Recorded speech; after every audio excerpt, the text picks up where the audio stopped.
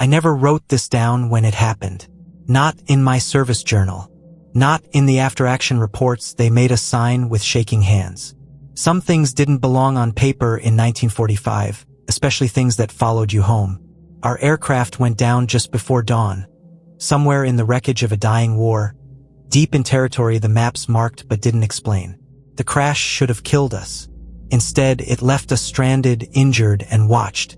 That night, as smoke still curled from twisted metal, I saw something standing beyond the tree line.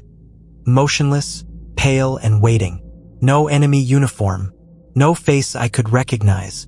We were infantrymen trained to identify threats. But this wasn't a threat. It was a witness. Welcome to Combat Lore Files, where the shadows of war live on. Hit subscribe and get nightly drops of stories like this. Some crashes feel violent. This one felt deliberate.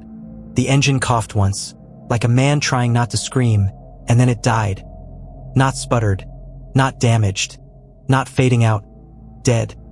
The sudden silence inside that aircraft was worse than any explosion I'd lived through in Europe, because silence at 30,000 feet means you're already falling. I remember gripping the webbing of my seat so hard my fingers went numb, canvas biting into my palms as the transport lurched sideways with a sickening tilt. Metal began to shriek around us. Not the sharp crack of gunfire or flak, but a long, wounded howl, like the plane itself understood what was coming. The smell hit next, burnt oil, hot wiring, and something acrid that made my eyes water and my stomach clench.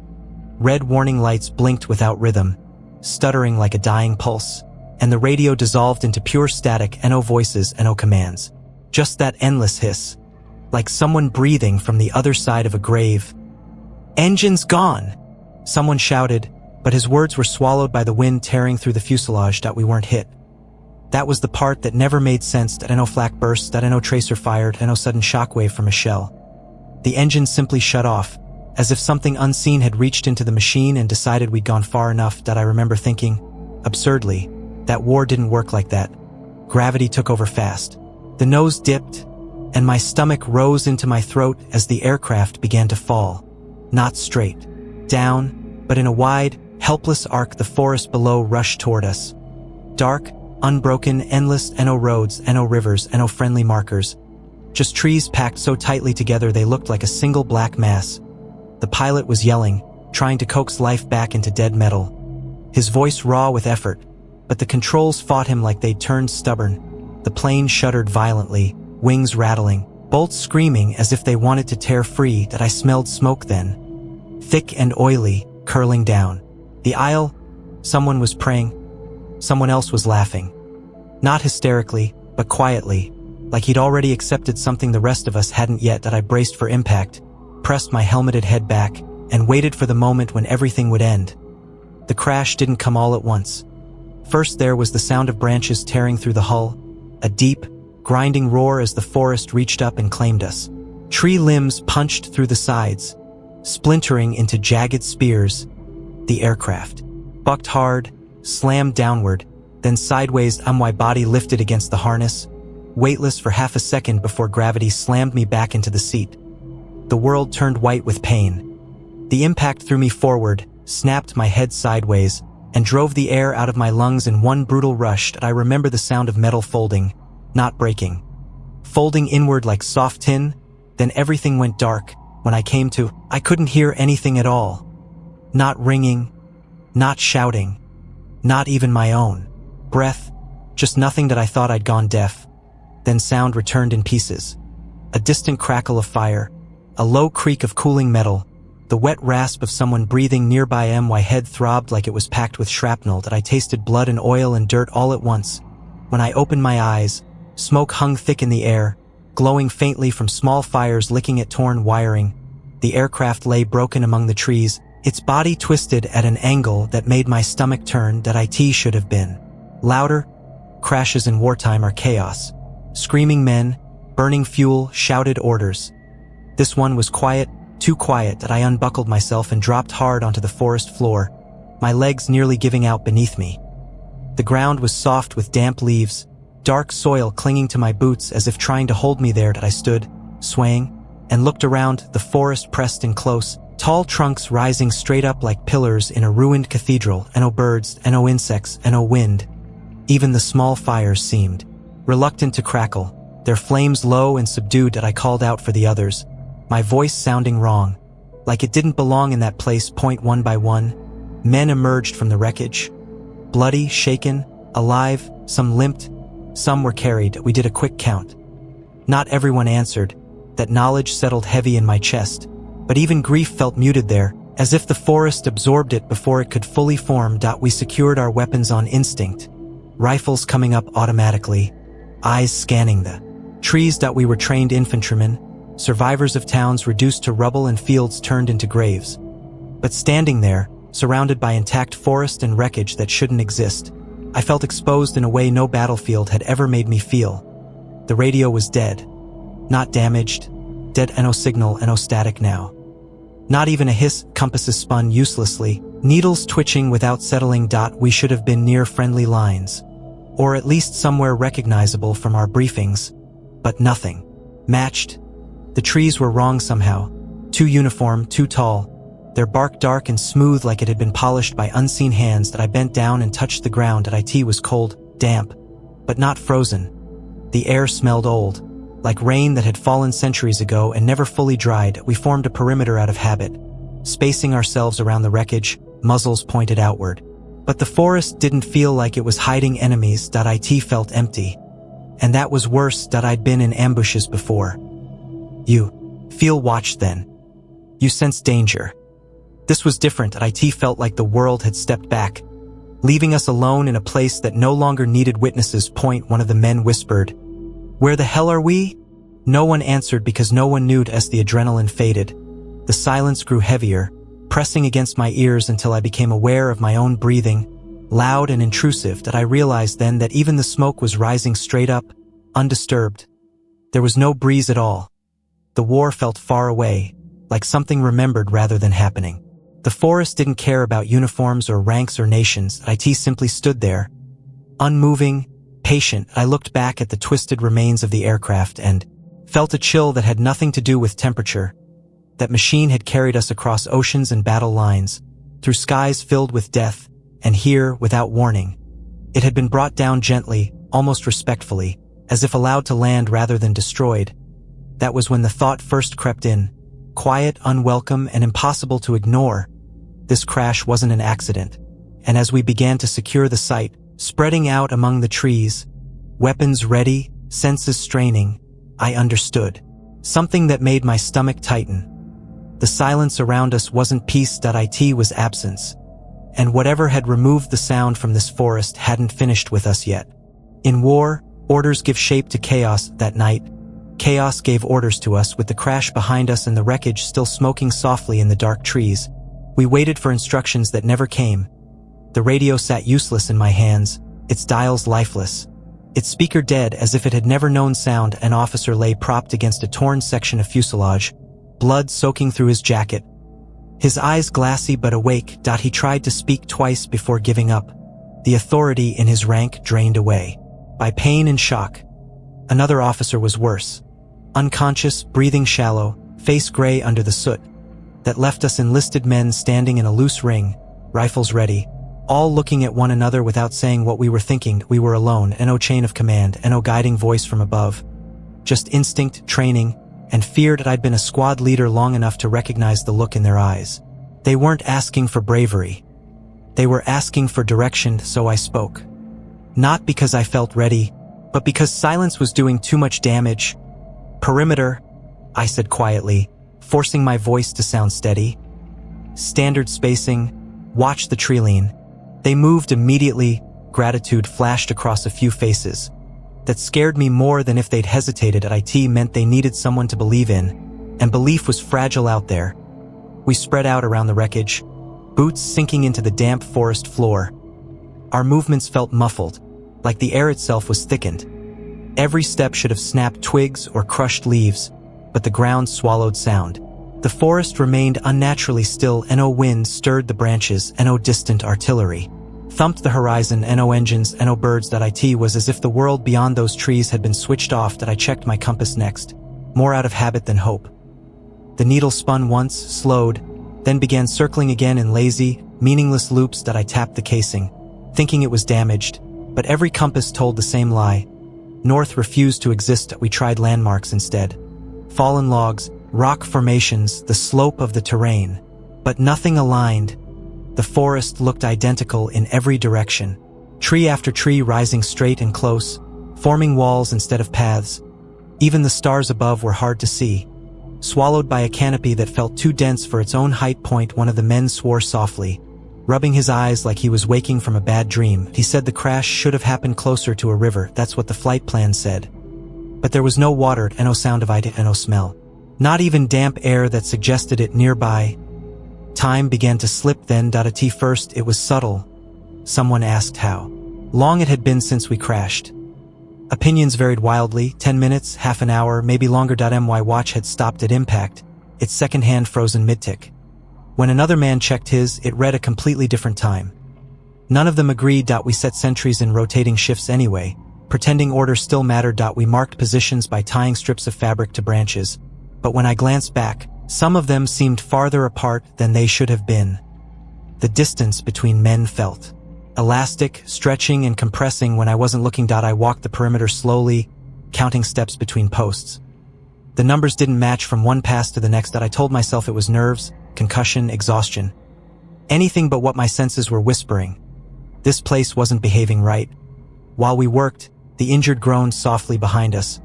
Medical supplies were limited, but our medic did what he could, hands moving automatically, jaw clenched tight that he avoided looking into the forest, focusing instead on blood and bandages like they were anchors to reality. Every so often, someone would pause mid-task, head tilting slightly, as if listening for something. None of us said anything, but I could feel it too. Not a sound, exactly, but the expectation of one, the sense that noise should arrive at any moment, and its failure to do so was a warning. As darkness deepened, the forest swallowed what little light remained. Small fires near the wreckage cast weak halos that barely pushed back. The shadows beyond their reach, the trees merged into a single mass, a solid wall of black. I raised my rifle more than once, convinced I'd seen movement, only to realize it was my eyes trying to invent shape where there was none. Then came the first wrong sign. A sentry signaled me over. His face pale beneath the grime, he pointed to the ground near his position. There were impressions in the soft soil, not footprints exactly. More like depressions, elongated and shallow, as if something had pressed down without weight. We followed them with our eyes. They moved between trees, curved gently, then stopped. No exit, no return path, no disturbance of leaves or branches where whatever made them should have passed. Someone suggested animals, but no one sounded convinced. There were no claw marks, no scat, no broken undergrowth. The marks looked intentional, placed rather than made. We checked the other sectors. Found more. Sometimes closer to the wreckage than before. I ordered tighter spacing. Overlapping. Fields of fire, though I had no clear target to assign. We were guarding against absence itself. The men began whispering despite themselves, voices low and tight. They talked about nerves, about exhaustion, about shock, but I saw the way they avoided certain directions, how their eyes slid away from the deepest shadows. Time stretched further. The sky didn't seem to change. The night felt suspended, like dawn had forgotten us. I realized then that command wasn't just about orders anymore. IT was about keeping the idea of reality intact, and reality was thinning fast as I stood there, rifle cradled, watching a forest that refused to answer us. A thought settled cold and heavy in my mind that we weren't lost because we didn't know where we were. We were lost because this place didn't want to be found. And that certainty hardened when one of the men whispered the words none of us wanted to say. That something had been circling us all along, without leaving tracks. Maps lie only when someone wants them to. We found the village by accident, which was the first sign it was never meant to be found at all. We had pushed outward at first light, moving carefully through the trees in staggered pairs, rifles raised, senses raw from a night that felt longer than it should have been. The forest thinned without warning, trees giving way to open ground so abruptly it felt staged. And there it was. A village. No smoke. No movement. No sound. A cluster of stone houses crouched together like they were bracing for something that had never arrived. The buildings stood intact, walls uncracked, roofs uncollapsed, windows unshattered. That alone made my skin tighten. In 1945, villages didn't look like this. Not anywhere near a front. not anywhere aircraft were falling from the sky. There were no shell scars, no burn marks, no trenches dug through gardens, no signs of hurried evacuation or last stands. The place looked paused, as if someone had stopped time in the middle of an ordinary day that we approached slowly, spreading out instinctively, covering doorways and windows that I expected the echo of our boots to bounce off stone. But even here sound felt swallowed. The air smelled faintly of damp earth and old wood, not smoke or cordite, no dogs barked, no chickens scattered, no wind rattled shutters. The silence from the forest had followed us, and that I checked my map again, flattening it against my thigh. There was nothing here, no marking, no name, no symbol. Not even a road leading to it on paper, yet a narrow dirt path wound between the houses, worn smooth by years of use, that I felt like we were trespassing on something that had chosen to forget itself. One door stood ajar, that I pushed it open with my rifle barrel and peered inside. That a table sat set for a meal long gone. Wooden bowls, chipped plates, a loaf of bread hardened with age but untouched by mold. Dust lay evenly across everything, thin and perfect, as if no breath had disturbed it in years. Another house held children's shoes, lined neatly by the door, sizes mismatched, toes pointed inward like they'd been placed deliberately. That I felt watched, but not by eyes and windows. That it was deeper than that. The village itself seemed aware of us, every stone and beam holding still, waiting. That we called out in English first, then tried broken phrases in languages we half remembered from training, and a response to last. A movement caught my eye at the far end of the village. A figure stood between two buildings, thin and bent, wrapped in dark clothing that blended too well with the shadows. He didn't flee when he saw us, he didn't approach either, he simply stood there, hands folded, eyes fixed on the ground, like the act of looking at us would invite punishment. That I approached slowly, lowering my rifle a fraction. That he glanced up then, and I understood fear in a way the battlefield had never taught me. His eyes weren't wide or panicked. They were resigned. That he spoke quietly, his words careful, as if the air itself might repeat them to someone else. That I couldn't understand most of it, but one thing came through clearly: he did not want us here. More figures emerged as we talked. An old woman in a doorway, a younger man half hidden behind a wall, a child peering out before being pulled back inside. None of them smiled. None of them asked who we were or why we'd come. They only watched, measuring us with the same wary stillness as the forest. They answered questions with shrugs or silence. When we asked about the war, their expressions tightened. When we asked about roads or nearby towns, they shook their heads as if such things belonged to another world. That at last, through gestures and broken words, one rule became unmistakable. They would not go outside after sundown. They repeated it again and again, palms raised, fingers trembling slightly. No after dark, no matter what. No explanation offered, and none required. The sun was already sliding low behind the trees, casting long shadows that crept across the village floor like reaching fingers. We debated leaving, but the forest pressed close on all sides, and the idea of navigating it again in failing light felt worse than staying. Putting distance between us and the wreckage mattered. Even if this place felt wrong. We chose a cluster of stone ruins at the edge of the village, partially collapsed but defensible, and began setting up for the night. The locals retreated as dusk deepened, doors closing softly, shutters drawn tight. Not a single candle lit inside those houses. As night fell, the village changed. The air grew colder, heavier. The silence sharpened, like it had weight now. That I noticed then how untouched everything truly was. No soot on walls, no scorch marks, no bullet pocks. Even abandoned places usually bear the fingerprints of violence. This one had been spared, or perhaps ignored, by the war entirely. That made it feel older than the conflict, older than nations. We ate cold rations, chewing quietly, every sound seeming too loud. That I watched the last sliver of daylight vanish and felt a prickle along my spine. The locals were right to fear the dark. That I didn't know why yet, but my body understood before my mind caught up. The ruins we'd chosen offered partial cover, but gaps in the stone opened onto narrow alleys between houses, black corridors leading nowhere. I wanted to look for too long. We posted watches, closer together than usual. I caught myself checking behind me repeatedly, half expecting the village to rearrange itself when I wasn't looking. Time slowed again. The stars emerged faintly overhead, but even they looked dimmed, as if seen through old glass. From somewhere beyond the houses came a sound. Not a voice, not quite. A long, low disturbance in the air, like wind moving through something hollow. But the air was still, The men stiffened, rifles coming up, eyes darting toward the sound. It faded without resolving into anything recognizable. I glanced toward the nearest house.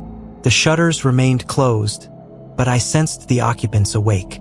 Inside, listening just as intently as we were. They knew this night.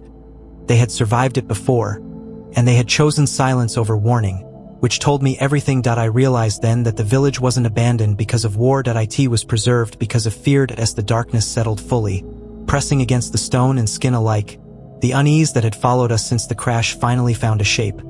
Not a figure, not a sound, but a certainty that whatever had been moving around us in the forest had a reason for letting us find this place. And as we settled into uneasy watch near those ruins, their terror became clearer than any explanation they could have offered.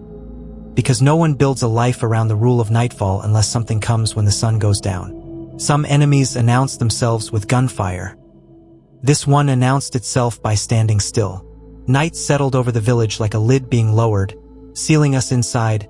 The last trace of daylight vanished behind the tree line, and with it went any illusion that this place still belonged to the living. We took our positions among the ruined stone walls, backs to cold rock, eyes fixed on alleys and doorways that led into deeper darkness.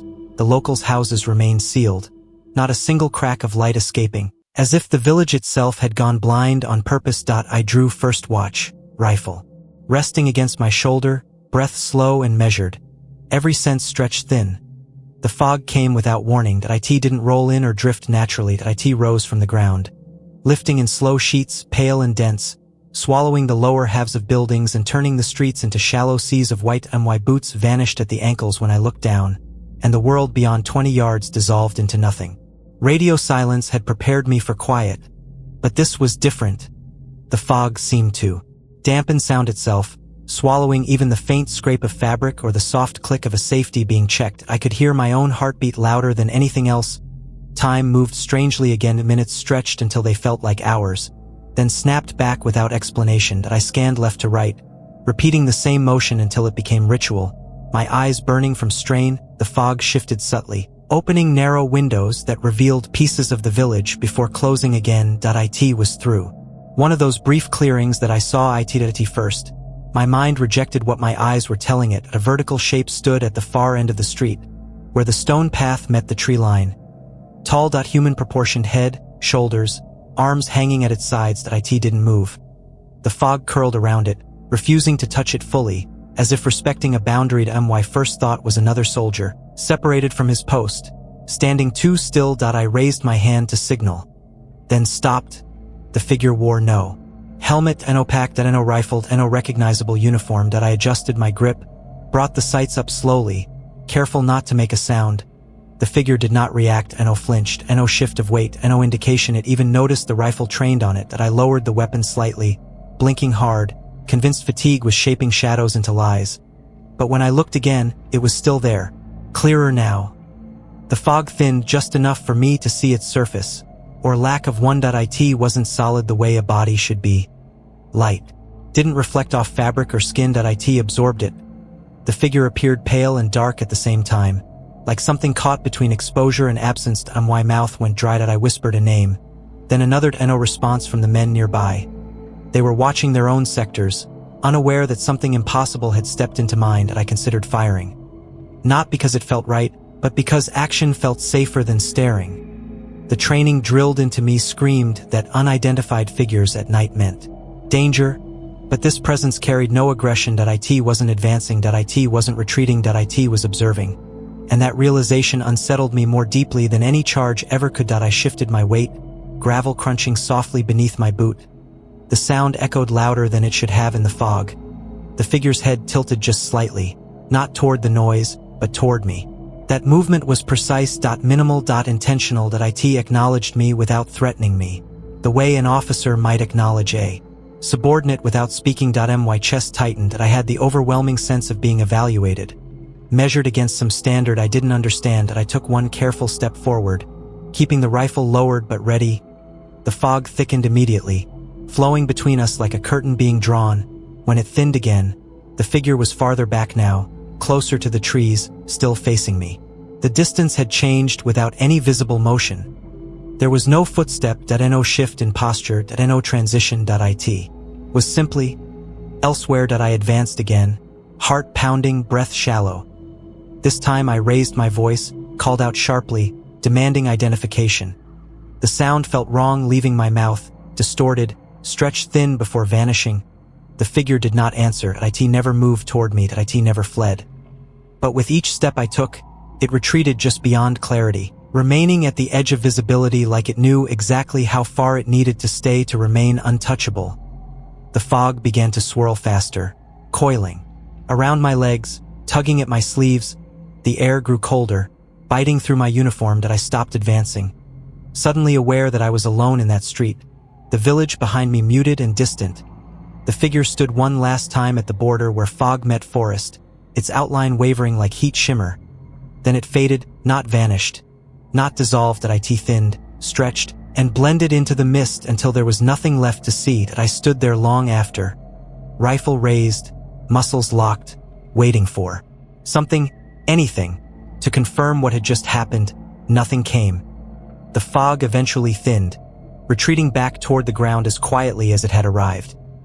The street returned to its empty, ruined state, stones dull and lifeless, trees looming beyond. I forced myself to move, backing slowly toward my position, never turning my back on the place where the figure had stood.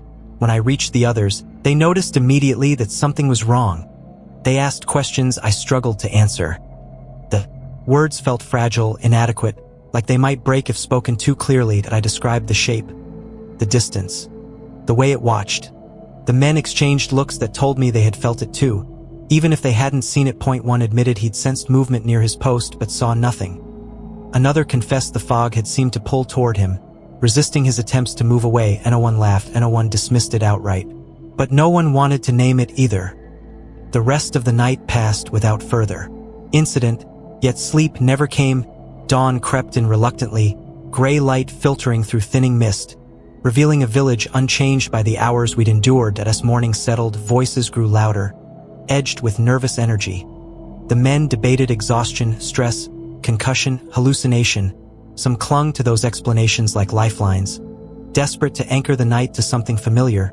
But I knew what I'd seen, and deeper than that, I knew how it had seen me. As arguments flared softly, I stared toward the tree line, where fog still clung in pale ribbons, and felt a certainty settle cold in my gut. That figure had not been a product of fatigue. It had been patient, long before we arrived.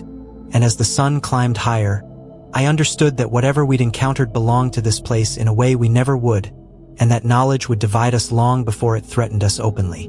Wars invent many ghosts. This one existed long before uniforms gave it reason. Morning brought no relief, only clarity, and clarity can be crueler than fear. The village stood exactly as it had the night before. Stones unmoved, doors shut, windows dark. Yet something had shifted beneath the stillness.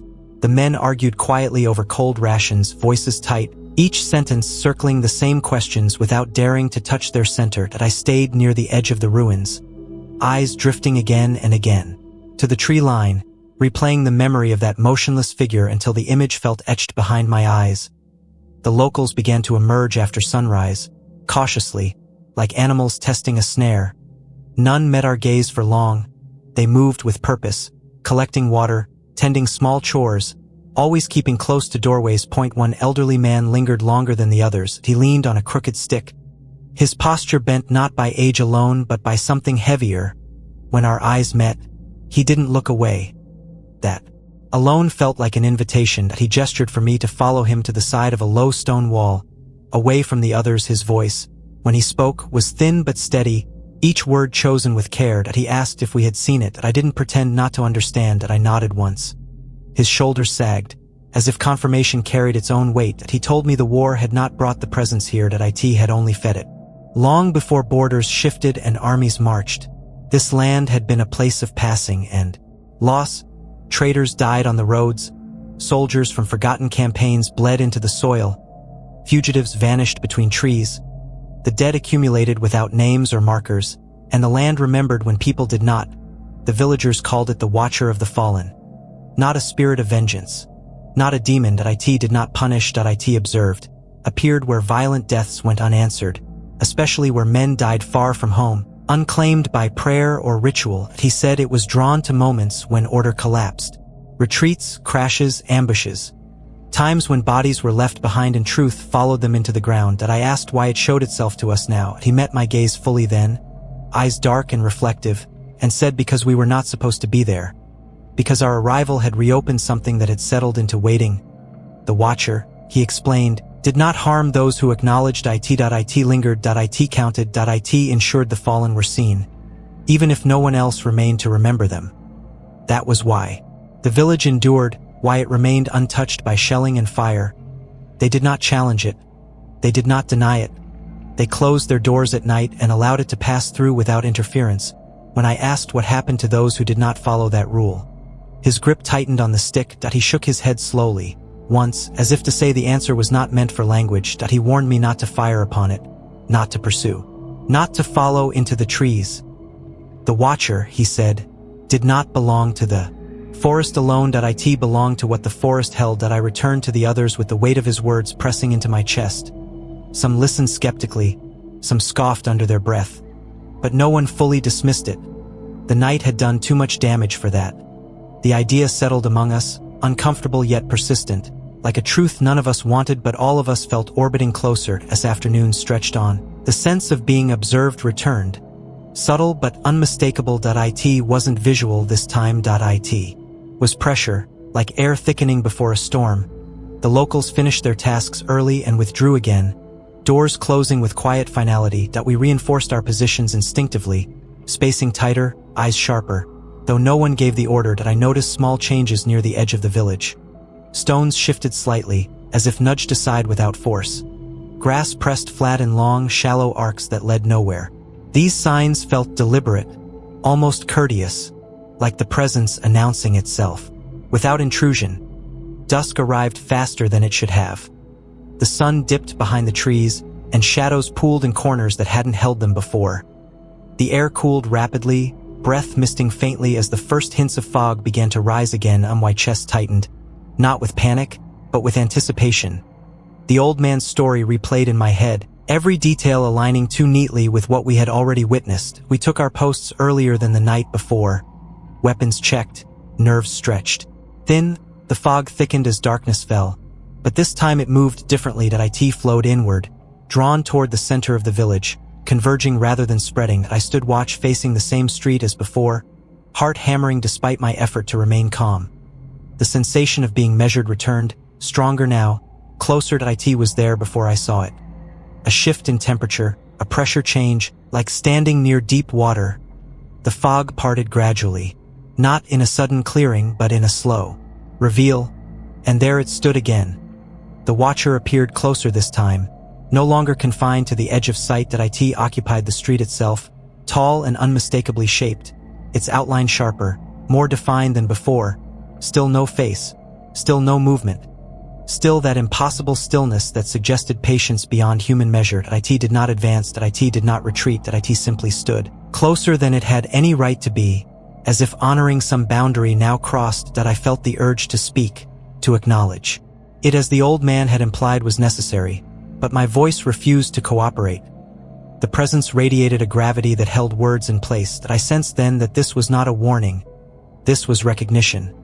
The Watcher was not here because we had arrived. It was here because we had stayed, and as the fog thickened around its form, drawing us all into the same shared moment, I understood that the legend had ceased to be a story passed down in whispers. It had stepped fully into our time, and it was no longer content to remain at a distance.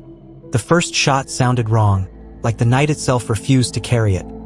The sentry fired before anyone could stop him. Not out of courage, not out of orders, but out of terror so raw it bypassed thought entirely. The rifle cracked once, sharp and sudden. A sound that should have shattered the stillness like glass. Instead, it felt muffled, swallowed halfway through the air, as if the forest clenched around it. The muzzle flash lit the fog for a heartbeat, painting the stone walls and ruined doorways. In harsh orange light I saw the Watcher clearly then, closer than ever, its tall outline standing in the open street, unflinching. The round passed through it, no resistance, no impact, no reaction. The bullet didn't tear fabric or flesh. It didn't even slow. It vanished into the fog behind the figure as if nothing had occupied that space at all. For half a second, the world seemed to hold its breath. Then everything answered at once. The forest woke up. Not with movement, but with sound. Whispers slid between the trees, overlapping voices speaking in languages I didn't recognize and some I did. Snatches of prayer, shouted commands, dying pleas. Footsteps followed, heavy and numerous, circling us from all directions. Crunching leaves that didn't visibly move. An echo of marching boots rolled through the village streets, perfectly spaced, disciplined, relentless, like a formation advancing just beyond sight. The men shouted, rifles coming up, fingers white on triggers. Some fired into the fog. Single shots at first, then panicked bursts. The flashes stuttered across the ruins, carving holes in the darkness that closed immediately after each shot. None of the rounds found a target. There was nothing to hit. The Watcher remained where it was, untouched, unaltered, the gunfire passing through its form like rain through smoke. It did not flinch. It did not acknowledge the attack in any way. That terrified me more than if it had struck back. The sounds intensified, layering over one another until I couldn't tell where one ended and another began. The whispers pressed closer, brushing the edges of hearing. Not loud enough to understand fully, but clear enough to feel intentional. The marching grew louder, boots striking in unison. Yet the street remained empty, no silhouettes, no shadows cast by movement. The noise existed without a source, detached from reality like a memory playing itself out too vividly. I yelled for the men to stop firing, my voice cracking with urgency. They hesitated, then obeyed, the sudden silence after gunfire feeling even more wrong than the chaos had. The whispers did not stop. The footsteps did not fade. They adjusted, slowing, circling, drawing tighter around us. I realized then that the sounds weren't threatening us. They weren't advancing. They were orbiting, maintaining distance. Like a ritual being completed, the Watcher shifted its head slightly, not toward the men who had fired, but toward the wreckage of the village itself, toward the ruins where we stood. It wasn't angry. It wasn't defensive. It was attentive. A cold understanding slid into place. It hadn't reacted to the bullets because violence meant nothing to it. It had already seen more than we could imagine. I felt the weight of the old man's warning settle fully into my bones. This presence wasn't something you fought. It wasn't something you escaped by force. The sentry who had fired sank to his knees, weapons slipping from his hands. His face had gone slack, eyes unfocused, as if he were listening to something the rest of us couldn't hear.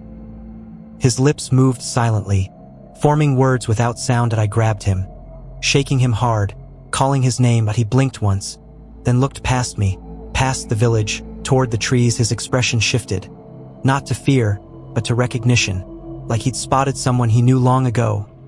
The whispers changed tone then. They grew softer, more deliberate. The marching slowed, each step heavier than the last, as if the unseen formation was coming to a halt. I became aware of another sound layered beneath it all. A counting rhythm, not spoken, not tapped, but felt at a steady progression, like seconds ticking away without a clock. The Watcher took one step forward. The movement was subtle, almost polite, but it closed the distance in a way that made my chest tighten painfully. The fog thickened around its legs, curling upward, obscuring the ground beneath it. The air dropped several degrees at once, breath fogging visibly. Now that I raised my rifle without thinking, then forced it back down. My hands shook, not from fear of attack, but from the certainty that pulling the trigger again would mean crossing a line we couldn't uncross. The men watched me, waiting, desperate for instruction. I had none to give. No training scenario covered this. No field manual prepared you for a presence that acknowledged gunfire as irrelevant. The Watcher lifted its head slightly higher, as if addressing all of us at once. I couldn't see eyes, but I felt their focus settle on the group, moving from man to man with slow precision. The counting rhythm intensified in my awareness, each beat aligning with a subtle shift in attention. Somewhere in the village, a door creaked open briefly, then shut again. The locals were awake. They were listening. They were counting too, I realized, measuring how many of us stood in defiance of night. The whispers reached a crescendo, then abruptly stopped. The marching boots halted in perfect unison. The silence that followed was absolute, heavier, than anything I had experienced before. It pressed inward, compressing thought and breath alike. The Watcher stopped moving. It stood among us now, close enough that I could sense its presence like static on my skin. Still no aggression, still no threat, just observation. And then, with a clarity that cut through panic and disbelief alike, I understood what the sounds had been. They weren't warnings, they weren't hauntings. They were records, echoes of those who had passed through this place before us. Soldiers, travelers, men who had died without witnesses, their final moments imprinted into the land. The Watcher wasn't summoning them. It was replaying them. The sentry began to cry softly, shoulders shaking, as if something inside him had finally broken open. I placed a hand on his back, feeling how cold he'd become beneath my palm. The Watcher turned its attention to him for a lingering moment, then shifted again, continuing its slow, methodical survey. It dawned on me then, terrifying in its simplicity. This presence wasn't hunting us. It wasn't here to punish or attack. It was taking inventory, counting the living among the dead. Not to decide who would fall next, but to ensure none of us would ever be unseen. As the fog swirled tighter around its form and the night settled back into uneasy quiet, I knew with absolute certainty that we were no longer trespassers. We were entries. And whatever came next would depend not on our weapons or our will, but on how many of us, the Watcher decided, still belonged to the world of the living. Rescue came the way truth often does. Late, incomplete, and asking for more than it gave. Morning broke unevenly, light seeping into the village as if uncertain it should return at all. The fog withdrew in slow strands, leaving damp stone and darkened earth behind, and with it went the suffocating pressure of the night. None of us slept. We simply waited for dawn to confirm that the world still followed rules, even if this place bent them. The Watcher was gone. No trace, no sign it had ever stood among us, yet every man there carried the certainty of its presence etched into his posture and eyes. We packed quietly, movements restrained, voices low, as if speaking too loudly might summon it back. The locals emerged again, cautious but purposeful, avoiding the streets where the fog had been thickest. None approached us. None asked questions. They didn't need answers. By mid-morning, a distant sound cut through the forest. Faint at first, then unmistakable. The rhythmic thump of rotor blades rolled across the treetops, uneven but real. I felt my chest tighten, not with relief alone, but with disbelief. The sound grew louder, resolving into the shape of a helicopter hovering beyond the village. Its presence violently out of place against the stillness we'd endured. Flares were fired. The signal smoke rose straight up, unbothered by wind. The aircraft circled once, twice, then settled into a clearing near the crash site, kicking up leaves and debris in a chaotic storm. The noise was overwhelming, mechanical and alive, and for the first time since the crash, the forest responded normally. Branches swayed, loose objects rattled, birds scattered in sudden alarm. That alone felt unreal. Rescue teams disembarked quickly, weapons ready, eyes scanning for threats that didn't exist on their maps. They asked rapid questions. Where were the officers? What caused the crash? Any enemy contact? We answered what we could, omitting what we knew wouldn't survive translation into reports. The wounded were loaded. First, stretchers lifted, shouted instructions filling the air like a bomb over an open wound. We gathered our gear, preparing to move, and that was when we noticed one of us was missing. Not an officer, not a medic. One of the riflemen, a quiet man who'd stood his watch without complaint, who'd fired no shots into the fog, who'd listened more than he spoke. We called his name once. Then again. No response. I felt the now familiar tightening in my chest. We split into pairs, fanning out toward the crash site, following the narrow path through the trees. The wreckage lay as we'd left it, twisted metal glinting dully in the daylight. Scorched earth beneath it still blackened. The forest around it felt unchanged, deceptively ordinary, and of unnatural stillness. Just trees and birdsong, as if the night had never happened. Then we saw his rifle. It rested against a piece of fuselage, propped upright with care, sling neatly arranged. The weapon was clean. Safety on. No sign of a struggle. No discarded. Gear. No footprints leading away or toward it. The ground around the wreckage was soft enough to hold impressions, yet it was undisturbed, like no one had passed through it all. We searched methodically, widening the radius, calling out, scanning branches and undergrowth. Nothing. No blood. No torn clothing. No broken brush. The man had not fallen, he had not been dragged, he had simply ceased to be present. The rescue team grew uneasy, their professionalism strained by the absence of evidence. They asked for explanations we couldn't give. Some suggested he'd wandered off disoriented, lost to the forest. But even that required traces that weren't there. The old villager's words returned uninvited, counted, not hunted. I ordered the search halted eventually. Not because I believed he could be found, but because something deep inside me knew we were not meant to look any longer. The rifle remained where it was. I told the recovery team to leave it. They hesitated, then complied, perhaps sensing that touching it would be crossing some invisible boundary. We boarded the helicopter in silence, the rotors lifting us away from the village, the forest shrinking beneath us as we rose. I caught a final glimpse of the stone houses nestled together, unchanged, patient.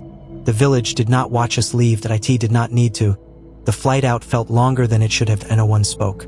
The noise of the engine filled the cabin, yet my thoughts kept drifting back to the absence left behind, not just of the missing man, but of everything we'd failed to record. The debriefings that followed were efficient and hollow. The crash was attributed to mechanical failure. The village was deemed irrelevant. The missing soldier was listed as presumed killed in action, body unrecovered. No mention of FOG, no mention of figures, no mention of sounds that walked without bodies. Our signatures sealed the truth into something smaller and safer. We were reassigned, distributed across units, returned to a war that now felt strangely shallow by comparison. I carried on as expected, did my duty, followed orders. But the nights changed. I began waking at precise intervals, heart racing, convinced someone had just finished counting. I would listen for sounds that never came, measuring silence the way others measured time. After the war ended, I went home, crossed oceans, tried to rejoin a life that had moved on without me. But some things don't stay behind when you leave a place. They follow quietly, patient, content to wait. I learned to live with the feeling of being observed, not watched, exactly, acknowledged, like a presence that knew my name and chose not to speak it. That I avoided forests at dusk, avoided fog when it crept low over fields. That I never forgot the rifle leaning against twisted metal, left behind like a marker, or the certainty that the man who owned it had not died alone, even if no one else could see who stood with him in his final moment. Years later, when people ask about the war, I tell them about battles and marches and losses that fit neatly into history. But there are other stories I keep to myself. Stories without medals or closure. Stories where rescue comes, but not in time for everyone. And when night settles too quietly, when silence grows heavy instead of peaceful, I remember that place, and understand that some costs are not paid in blood, but in being counted once, and remembered forever. Some battles don't end when the shooting stops. They end when someone remembers them correctly. The war finished the way wars always do, on paper. Signatures dried. Ink settled, borders shifted. The world agreed to move forward as if motion itself could bury what had happened. I stood in lines, boarded transports, shed uniforms, and returned to a country already rehearsing how to forget. But nothing about what we left behind followed that script. The crash became a paragraph in a logistics report. A mechanical failure under unclear conditions. The missing man became a name typed onto a list, followed by words that pretended to explain everything. Presumed killed, unrecovered. No mention of FOG. No mention of a village that shouldn't exist. No mention of a presence that watched instead of attacked. The records closed neatly, as if order had been restored. I tried to accept that version. It was easier. It fit the shape of the world people wanted to rebuild. But memory is not an obedient thing. It resists filing. It refuses erasure. In quiet moments, the details returned uninvited. The way sound behaved differently there, the way time loosened its grip, the way the watcher regarded us without malice or mercy. I realized, slowly, that what unsettled me most was not fear. It was responsibility. That we had entered a place already heavy with unanswered endings. That we had added ourselves to its tally, and then left without resolving anything. The villagers understood that truth better than we ever could. They did not fight the presence. They did not challenge it. They lived alongside it, adjusted their lives to accommodate something that refused to be ignored. That was why their village remained untouched. Not spared by luck, but preserved by acknowledgement. They remembered when others passed through and vanished. They kept the stories alive, not as warnings, but as obligations. Years later, I learned, through fragmented accounts, through historians who chased footnotes rather than headlines. That's similar. Legends surfaced wherever war had passed too quickly to clean up after itself. Places where bodies went unclaimed. Places where names were lost before they could be spoken aloud. The Watcher had different titles and different tongues, but the meaning remained constant. A presence that appeared where the dead were left without witness. A reminder that violence creates debts the living cannot always pay. I began to understand then that the Specter was not bound to that forest or that village. It was bound to circumstance. To abandonment. To moments when order collapsed and moved on without looking back. It did not chase soldiers. It followed silence. It filled the gaps left behind when truth was reduced to paperwork and memory was deemed inconvenient. The man we lost was not taken as punishment. He was recorded. He became part of the land's memory, just as countless others had before him. That understanding didn't comfort me, but it gave shape to something I had carried for years. The sense that I had been measured and found unfinished. After the war, I avoided speaking about it. Not because I feared disbelief, but because belief wasn't the point. The story didn't need witnesses to survive. It had already embedded itself where it belonged. In local whispers. In routines shaped around sunset. In paths never walked after dark. I imagined the villagers still closing their doors each evening, still counting themselves quietly, still honoring the rule that kept their home intact.